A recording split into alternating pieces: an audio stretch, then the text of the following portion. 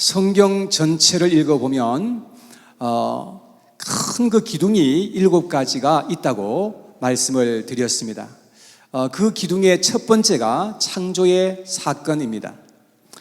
우리는 창조의 사건을 믿는 믿음으로써 이 세상을 살아가야 한다는 것입니다. 하나님께서 하늘과 땅의 모든 것을 창조하셨다는 그 사실을 우리가 인정하고 살아가는 것이 중요하다는 것입니다. 나의 생명도 내가 지금 가지고 있는 그 모든 것이 다 하나님께로부터 왔다는 이 의식이 있어야 된다는 것입니다. 그럴 때에 우리가 하나님을 신뢰하게 되고 하나님을 경외하는 그러한 삶을 살아갈 수 있기 때문에 그런 것입니다. 두 번째 기둥은 성육신 사건입니다. 하나님이 육신을 입고 이 땅에 찾아오신 그 사건을 가리키는 것입니다. 하나님이 어떻게 신이 될 수 있느냐고 많은 사람들이 반문을 하지요. 그런데 성경 전체를 살펴보면 이 사실을 강력하게 뒷받침하고 있다는 사실인 것입니다. 창조의 사건도 성육신 사건도 너무나 신비로운 일이 아닐 수가 없는 것입니다. 우리는 이런 진리를 알고서 바른 믿음으로 이 세상을 살아가야 한다는 것을 계속해서 말씀을 드렸습니다. 오늘 함께 살펴볼 말씀은 세 번째 기둥으로서 십자가의 사건입니다. 하나님이 육체를 입고 오신 것도 놀라운데 그 하나님이 말할 수 없는 고통을 당하시고 인간들에 의해서 죽임을 당하셨다는 이 사실인 것입니다. 예수님은 창조주 하나님이셨습니다.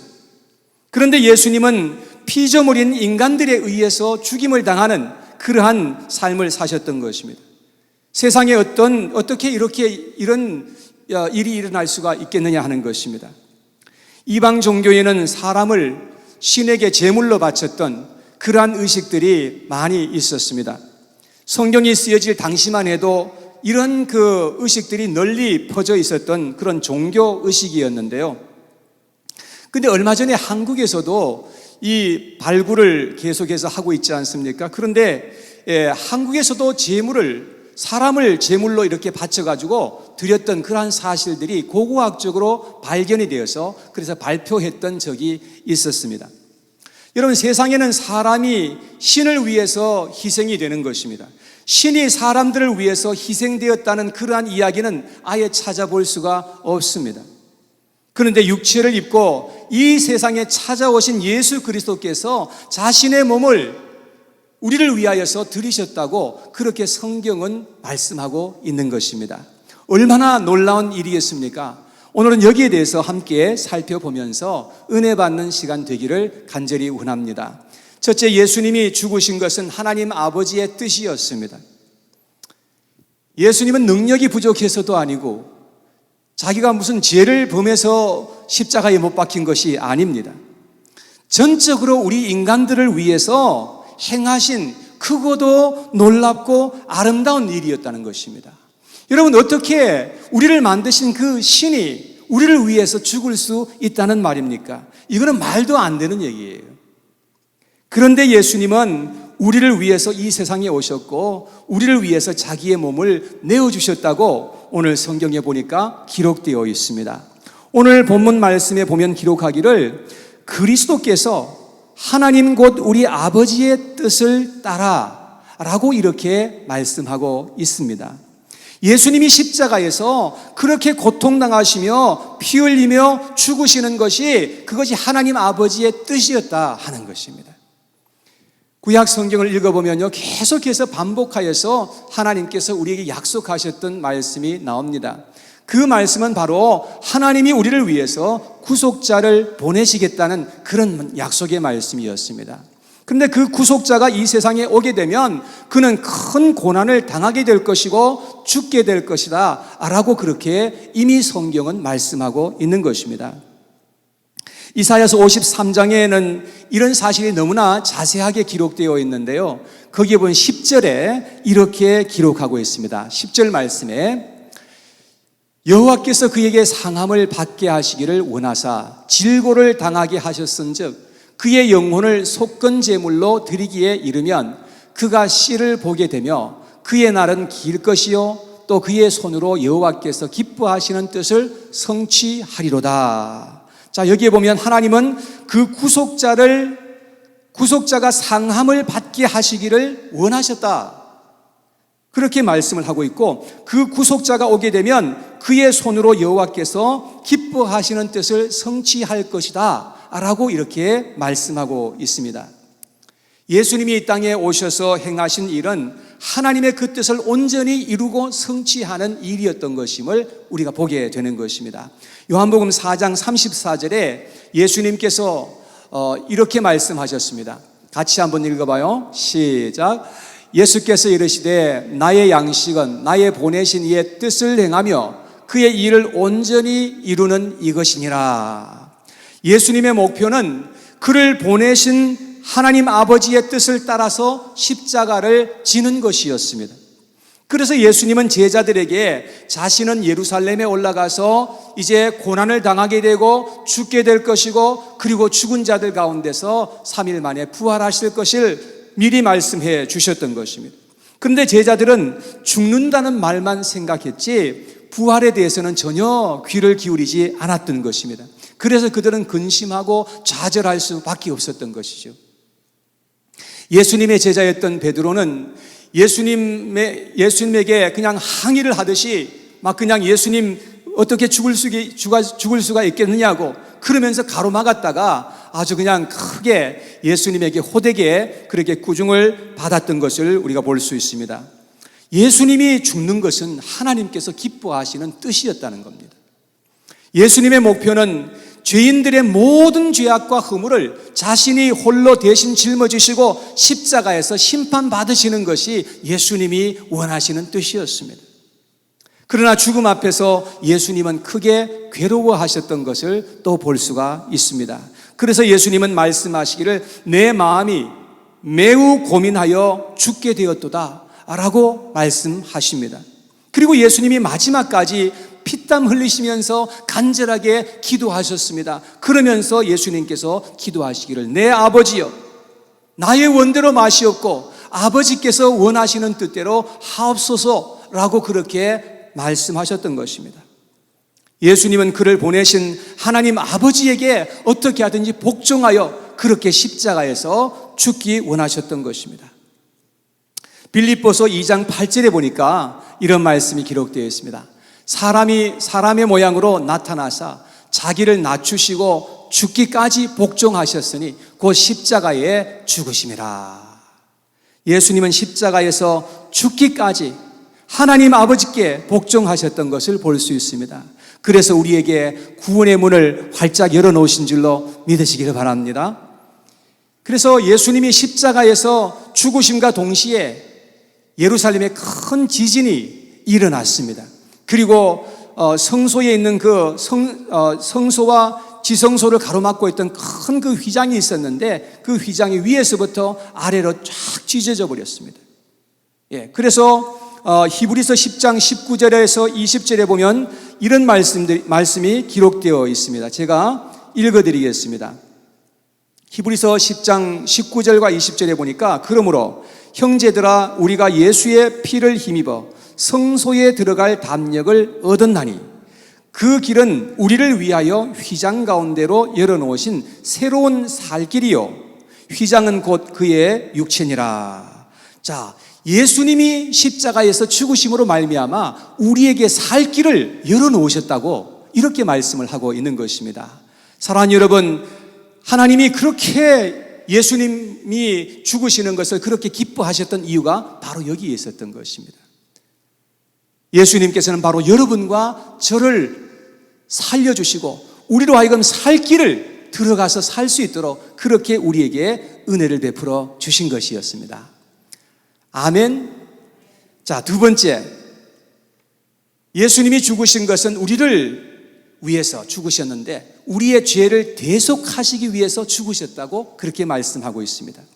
예수님은 우리가 사는 이 세대를 그야말로 음란하고 악한 세대라고 그렇게 말씀을 하셨습니다. 이 세상은 너무나 타락하고 지저분하고 사악한 것을 우리가 볼 수가 있지 않습니까? 여러분, 이 세상이 왜 이렇게 되었습니까? 그 이유는 다름 아닌 죄로 말미암아서 이와 같이 되었다고 하는 것입니다. 사람들이 악하고 더럽게 사는 것은 어쩌면 너무나 자연스러운 일인 것 같습니다. 죄인이 할 수 있는 일은 죄악되게 사는 것입니다. 여러분, 그렇게 우리는 죄악되게 이 세상에 살아왔던 것입니다. 그런데 죄의 결과는 타락이고, 타락의 결과는 결국 심판과 파멸이었다는 것을 성경은 우리에게 말씀해 주고 있습니다. 그래서 우리가 이 세상에서 반드시 죄에서부터 우리가 구원을 받아야 한다라고 성경은 가르쳐 주고 있는 것입니다. 그래서 오늘 본문에 보면 예수님은 우리를 이 악한 세대에서부터 건지시고 대속하시기 위해서 자기의 몸을 우리를 위해서 주셨다라고 그렇게 말씀했습니다. 성경에는 대속의 개념을 잘 말씀해 주시는 그런 장면이 있는데요.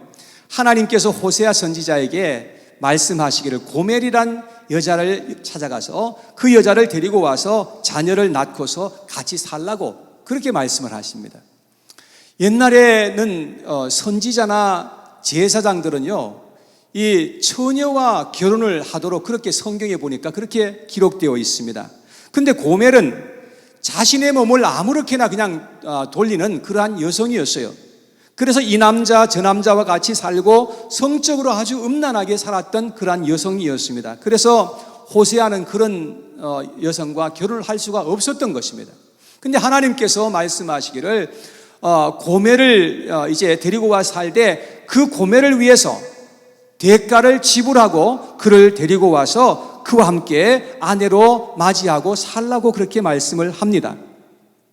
그래서 호세아는 하나님의 명령을 따라서 대가를 지불하고 고멜을 데리고 와서 아들, 딸 놓고 그렇게 살았던 것입니다.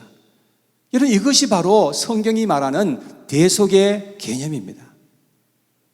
예수님은 우리가 말할 수 없는 죄된 가운데 있을 때에 우리를 위해서 대가를 지불하셨다고 그렇게 말씀을 하고 있습니다. 우리의 죄는 그 어떤 것으로도 대가를 지불할 수 있는 것이 없습니다. 돈을 아무리 많이 가지고 와도 안 되고, 아무리 우리가 큰 그런 일을 했어도 그것으로 말미암아서 우리의 죄가 대속될 수가 없다는 것입니다. 우리를 대속할 수 있는 방법은 오직 유일하게 죄 없으신 예수님이 내가 받아야 할 그 심판과 형벌을 대신 받아주시는 것입니다. 그래서 예수님이 십자가에서 내가 받아야 할 모든 수치와 형벌과 심판을 대신 받아주신 것입니다. 그리고 예수님은 우리를 대신해서 죽으시면서 하시는 말씀이 내가 다 이루었다라고 말씀하셨습니다. 그래서 우리가 예수님을 믿고 예수님 안에 있으면 우리는 구원을 받게 되는 것이요, 더 이상 심판과 정죄를 받지 않을 수 있다고 성경은 말씀하고 있는 것입니다. 할렐루야. 로마서 8장 1절 2절 말씀해 보니까 이렇게 기록했어요. 같이 읽어봐요. 시작. 그러므로 이제 그리스도 예수 안에 있는 자에게는 결코 정죄함이 없나니 이는 그리스도 예수 안에 있는 생명의 성령의 법이 죄와 사망의 법에서 너를 해방하였음이라. 예수님이 십자가로 죄와 사망의 법을 깨뜨려 버리시고 무력화시켜 버리셨다는 것입니다. 그래서 우리는 전적으로 예수님을 믿어서 구원을 받게 되고 죄 사함 받게 되고 거듭나서 하나님의 자녀가 될 수 있다고 그렇게 말씀하고 있는 것입니다. 여러분, 그 이유는 예수님께서 우리를 위해서 대속해 주셨기 때문에 가능한 것입니다. 사랑하는 여러분, 이러한 은혜가 저와 여러분들 모두에게 있게 되기를 간절히 원합니다. 자, 마지막 세 번째로 예수님이 죽으신 것은 우리를 죽도록 사랑하셨기 때문에 가능한 것입니다.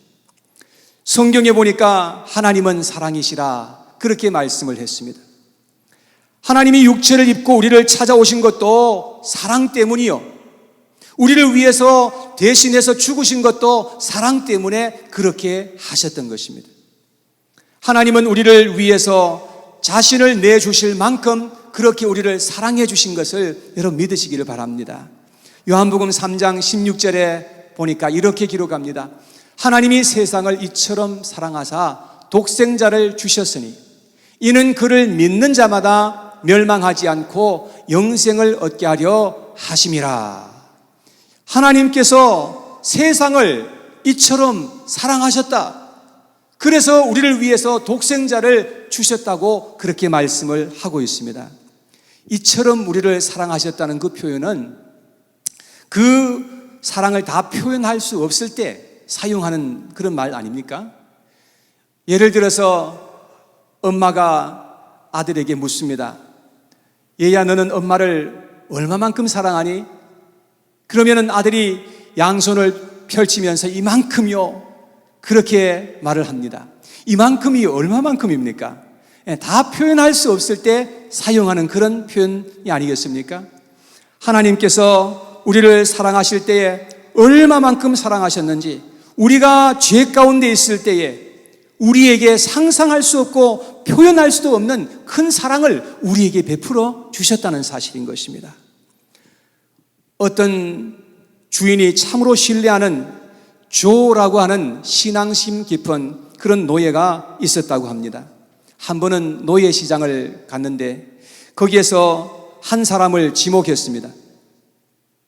그런데 그 노예는 너무나 늙고 마르고 볼품이 없었던 그러한 사람이었습니다. 그런데 조는 주인에게 그 노예를 사자고 말했습니다. 주인은 그 노예가 마음에 안 들었어요.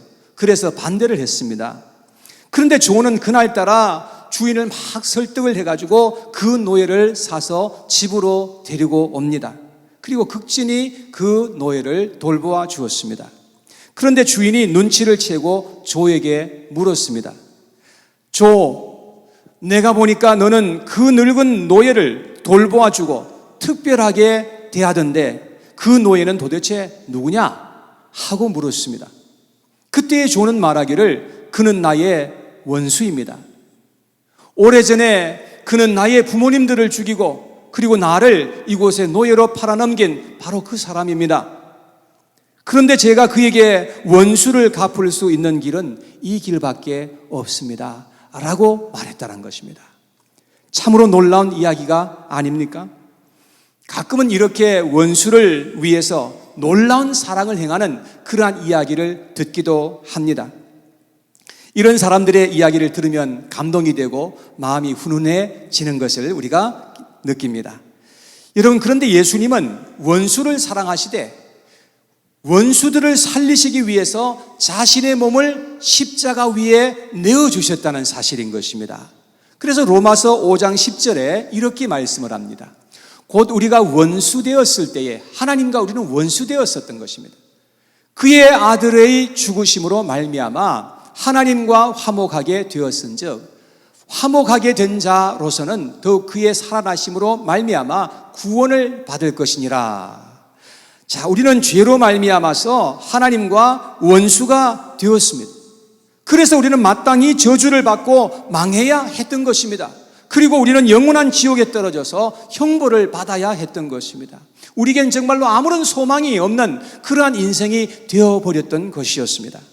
그런데 예수님은 원수된 자들을 살리시기 위해서 자신의 목숨을 내어주시기 위해서 이 땅에 오셨다고 말씀합니다. 그리고 예수님은 십자가를 지심으로 하나님의 사랑을 말로만 하신 것이 아니라 우리가 볼 수 있도록 보여주셨던 것입니다. 그래서 로마서 5장 8절에 보니까 말씀하기를 우리가 아직 죄인 되었을 때에 그리스도께서 우리를 위하여 죽으심으로 하나님께서 우리에게 대한 자기의 사랑을 확증하셨느니라 하고 말씀했습니다. 예수님은 우리가 뭘 잘해서 우리를 위해서 죽으신 것이 아니었습니다. 우리가 아직도 죄인 되었을 때에, 그야말로 말할 수 없는 그런 악함 가운데 있을 때에 우리를 위해서 죽으셨다고 그렇게 말씀하고 있는 것입니다. 여러분, 예수님의 그 사랑은 너무나 순수하고 깨끗하고 거룩한 사랑인 것임을 여러분 믿으시기 바랍니다. 그의 사랑은 막연한 그런 사랑이 아니었습니다. 하나님의 사랑은 너무나 분명하고 확실한 사랑이었습니다. 하나님의 그 사랑은 측량할 수 없는 그런 큰 사랑이었던 것임을 알게 되는 것입니다. 여러분, 여기에 대해서 아멘 하실 수 있겠습니까? 골로새서 1장 21절과 22절에 보니까 이렇게 기록합니다. 전에 악한 행실로 멀리 떠나 마음으로 원수가 되었던 너희를 이제는 그의 육체의 죽음으로 말미암아 화목하게 하사 너희를 거룩하고 흠없고 책망할 것이 없는 자로 그 앞에 세우고자 하셨으니. 우리는 죄로 말미암아 악한 행실이 있었고 하나님과 원수가 되었었다고 성경은 말씀하고 있지 않습니까? 그런데 예수님은 바로 나와 같은 죄인을 구원하시려고 자신의 몸을 주셨다고 말씀하고 있는 것입니다. 사도 바울은 이 사실을 깨닫고 나서 고백하기를 나는 하나님 앞에서 죄인 중에 괴수라고 그렇게 고백하였던 것이었습니다. 우리가 알고 보면요, 정말로 말로 다 할 수 없는 큰 죄인인 것임을 우리가 깨달아야만 하는 것입니다.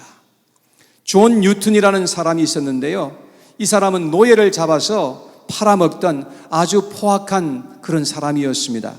근데 바다 한가운데서 풍랑을 만나서 거의 죽을 뻔 하다가 겨우 이제 목숨을 건져서 하나님 앞에 회개하기에 이르렀던 것입니다. 그리고 예수님을 믿고 구원을 받아서 새 사람이 됩니다. 하나님의 성령이 임하고 은혜가 임하니까 완전히 새로운 삶을 살게 되었던 것이었습니다.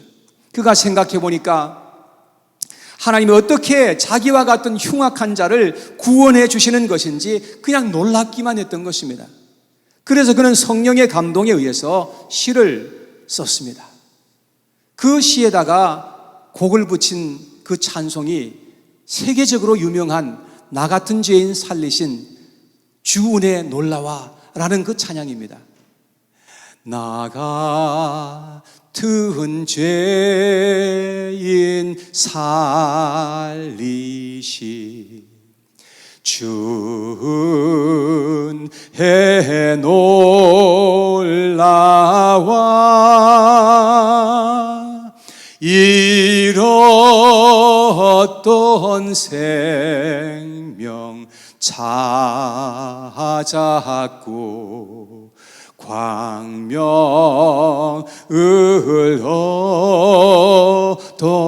얻었네.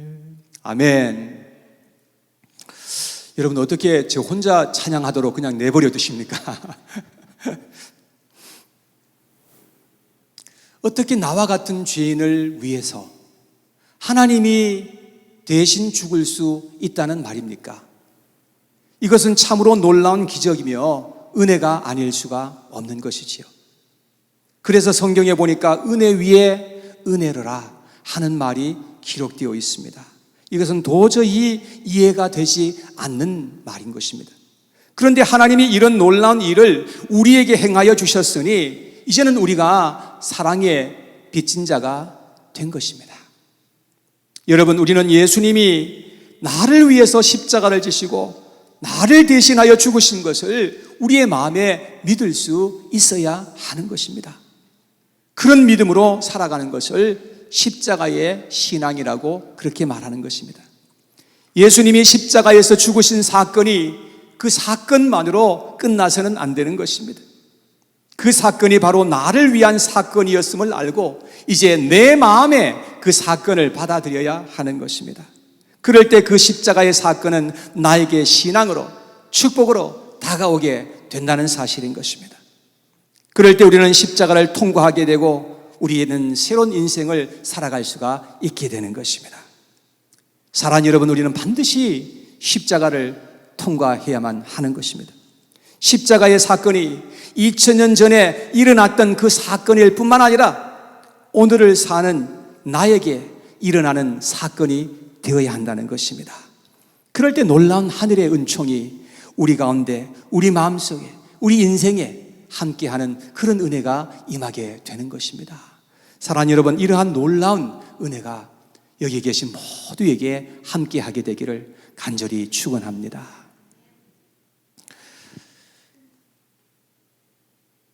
여러분들이 오늘 이 말씀을 이제 받으셨습니다.